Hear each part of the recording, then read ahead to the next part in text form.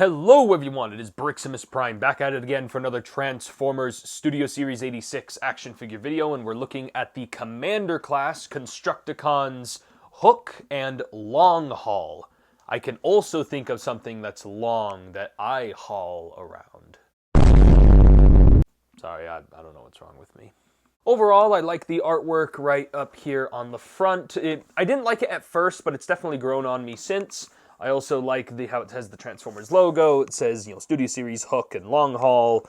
And then it's got some artwork right here on the side of their vehicle forms. And it's also got some artwork right there of Devastator on the side.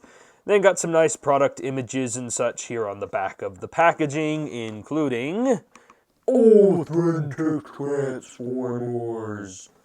And that is it for the packaging.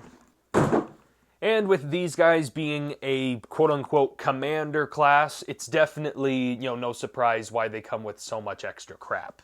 First of all, of course, both of these guys come with their little handguns right there. They come with this pair of rocket launcher missile pods. They also come with these sword blade things, as well as this double-barreled laser blaster. And then all these extra accessories can be stored on the trailer. And yeah, I'm completely bullshitting you guys. This is literally just here because they needed extra bits for the giant Devastator combiner. Think about it. Devastator's thighs are so thick that they had to put it as an entirely separate piece in the set. Damn, boy, he's thick, boy! Also, technically Hook's, crane arm here is a separate accessory, but I didn't count it in here just because it just seems like a necessary part of the figure that was just packaged separately. Or you guys could say I'm really stretching for complaints here. Taking a look at the up-close details here on Hook, I really appreciate, again, that nice shiny metallic paint they always put on the faces of the Transformers, and I like that nice bright red visor they've got right there. Again, always got great head sculpts going on with the Constructicons, and some nice sculpted details also going down the torso here, and I like how he's got the painted in rims and everything on this guy. And the only thing I could really complain is that I wish he had more of that silver paint on him. He does have some here in the shins, but I feel like his chest and some areas on him could have used some extra highlights, but at least he's got some color separation here with the purples, grays, and greens, unlike, some of his brethren who are literally just a neon marker. But overall, again, I think this guy definitely has a much better time getting more of that paint on him, especially since this guy is in the 2-pack as sold as a commander with that commander class price point here. So I definitely like how this guy operates. But again, minor complaint, it's just I just really wish that there was, this guy feels like the most sacrificed of the two in this 2-pack. And now getting into Long Haul here, he is one of my personal favorites from the Constructicons, and also he's the best one in this 2-pack, in my opinion. I like the silver, again, there on the head with the red visor, but I'm not the biggest fan of this giant black square block on the back of his head. Again, it's a minor complaint, but I really, really wish that they, engineered this to where this flap was just something that folded down right here, and then the head could just be completely free of it. Because now it just looks like a piece of cardboard with a little, pop-up book face on it. But overall, I like the paint they did add here for the grill, the Decepticon logo. They even added some paint detail here when you open his chest. You can see some silver paint right there for all that circuity detail. And then, again, silver headlights, purple right there, some nice paint here in the legs, and then it gets a little bit plain. But at least he does have painted in rims, like I mentioned. Very minimal kibble on this guy, though I do wish that these two tire bits could fold in and stay flush to the back of his shins. But again, it's all just, I still think they did a much better job with this guy, at least especially when comparing him to his old Combiner Wars version. I could say that actually about both of these guys. I think both of these guys were done a lot better than their Combiner Wars counterparts. Quickly going over articulation, Hook here has a ball joint at the head, which only allows for his head to look up and down a little bit. Head can rotate from side to side. I mentioned, these just fold up so they can accommodate for the shoulders rotating up, back, out to the sides. and some shifting action. But again, if you leave them down, they do really run into each other, and it does get a little annoying. Bicep swivel, 90 degrees, over 90 degrees of bend at the elbow due to them being double jointed. Nothing at the wrist for a commander class. You think they would have given them wrist articulation. No waist articulation, understandable due to transformation. Hips can rotate forward, they can rotate back that far, they can move out that far. Thigh swivel, 90 degrees of bend at the knees, and then the ankles can hinge and have the ankle pivot, and they can hinge up and down just a little bit on him. And of course, and then long haul here has the ball joint at the head, but again, same kind of range as hook as well. Shoulders rotate a full 360. They can move up and down. And then he does have a ball joint at the elbow, which allows for a elbow swivel, slightly over 90 degrees of bend, but it's very minimal. And then nothing at the waist, nothing at the wrist. Hips rotate forward, they rotate back, they move out to the side. Thigh swivel, over 90 degrees of bend at the knee due to transformation. The ankles can pivot, and he has a little bit of a heel spur back here. But the biggest complaint with this guy is he has no sideways elbow action. Sideways elbow action. And now for comparisons, here is the new Studio Series Long Haul and Hook compared next to the Combiner Wars versions. Again, these guys definitely have it when it comes to size and some of that extra painted detail, but these guys definitely are better proportioned and have better articulation, so it's kind of a pick your poison situation. Here they are compared next to their other Constructicon brethren, the Studio Series 86 Bone Crusher and Scrapper, which I previously reviewed.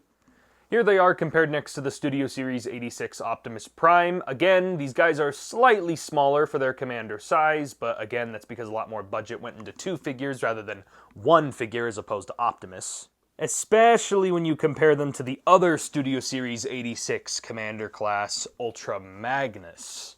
Again, a lot more budget went into 1 figure, where in this case it went into 2 figures. And now with comparisons out of the way, we're now going to take a look at these guys' transformations and their vehicle modes.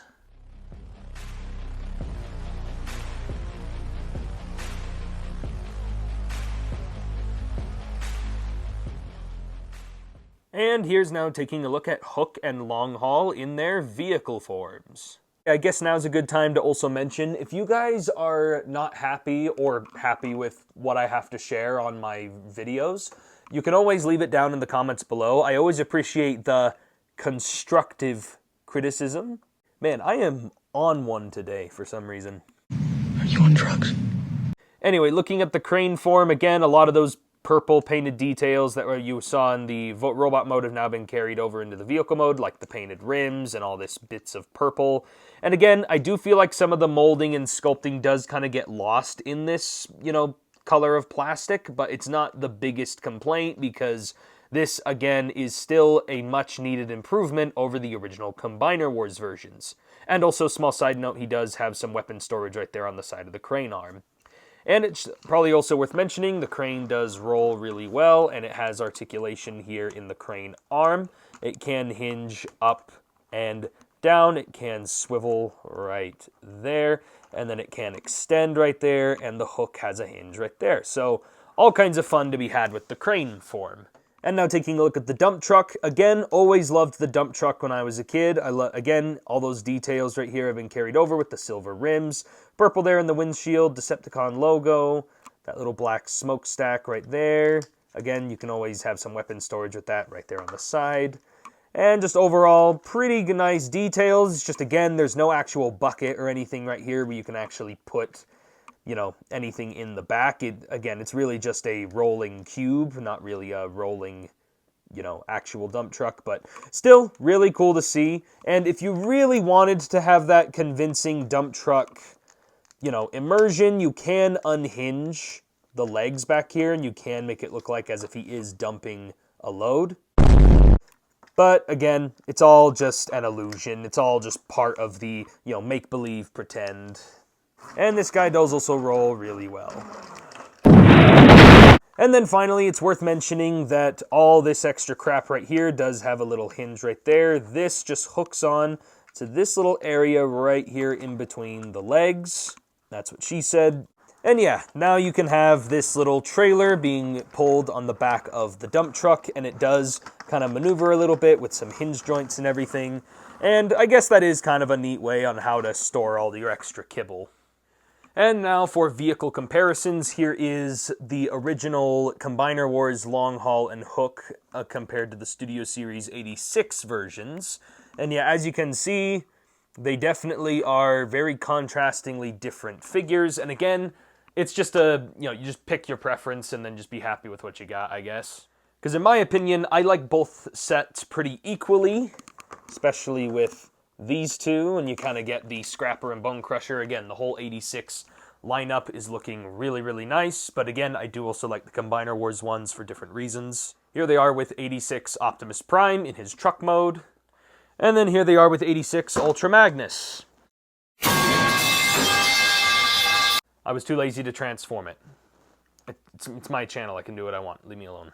And that is it for my review on the Studio Series 86 Hook and Long Haul Constructicon Commander class. Again, I'm going to be looking over the whole combined form stuff. I'm going to look at all that later in a separate dedicated Devastator video, so that's why it's not here in this review. I'm just looking at these guys themselves as their own individual bots. I do really like these guys.